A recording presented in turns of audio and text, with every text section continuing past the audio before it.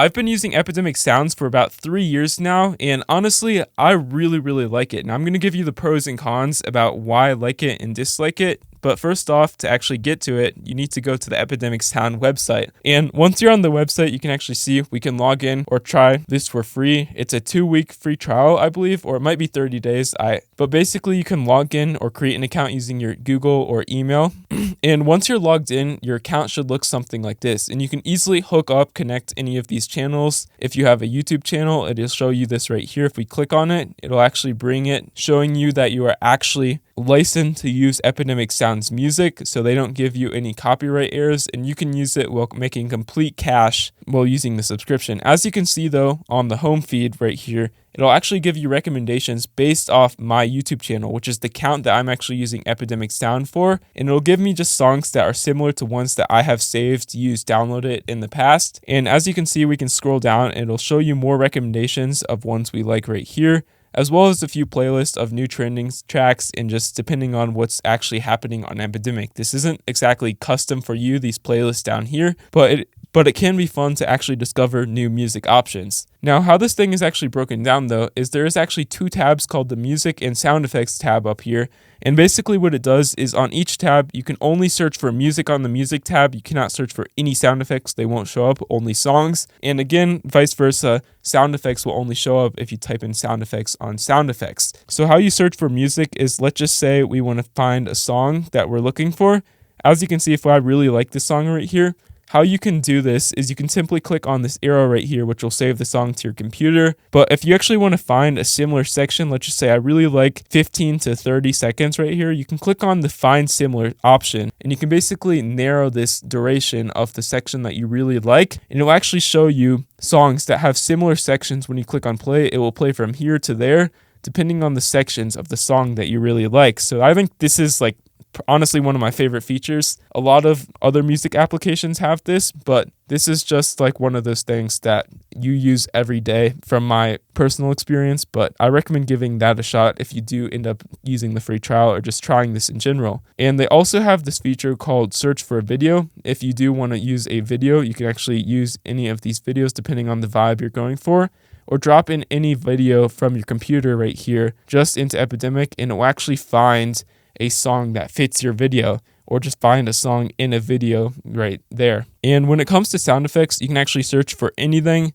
and you can even filter just like the songs. They also have this filter option, but you can filter it by duration. If you want it to be 14 to, let's just say, 54 seconds, you can see all of these sound effects are in the range, and you can even filter this by shortest length, longest length, newest popular, etc. I always filter it by popular just because those tend to be the best depending on what I'm looking for, what I really search for. And you can actually see there's an arrow right here, meaning I've already saved this sound effect at some point. And let's just say I really like this sound effect right here. You can click on it and it'll show you a bunch of similar tracks to it. This does the same for songs if you click on it, and you can actually listen to all of them and again save it right here. Or if you do want to buy just an individual sound effect, you can actually just click on the buy option once you click on the sound effect. And you can see it will cost you this much and will not copyright you, and you will own it for the rest of the eternity of time. But this is basically how you get it without getting the standard license that you're paying for a year. And we've also got the save songs over here. These are songs like my playlist that I go to very frequently, and we can actually search for any of these playlists depending on what you want to search for, or click on downloads over here, and you can actually see all of the songs that I have saved and been using for the last month. I often go back to this page right here because I often use the same sound effects and same music just to create a similar feel for my videos. But you can basically see what you've actually saved and your playlist in the save section, which I think is pretty handy, but not anything pioneering or new. Another cool thing about this is we've actually got apps up here in the top right. You can actually add this extension for Premiere, After Effects Edition, or any of these editing softwares or iOS apps, mobile apps right here. And you can basically search for songs within these applications if you do get the extension for one of these applications. Like so, you just click on it and you can simply add it. It will give you the steps to actually add it. Now, when it comes to pricing, you can see if we go to our account, 3 dots right here, you can actually see I'm paying about $120 a year, but I do get access, and it will actually show you your personal plan, and it'll actually tell you what's included in your plan. I can monetize one channel without getting copyrighted, and I get unlimited downloads, which I think is a pretty good deal.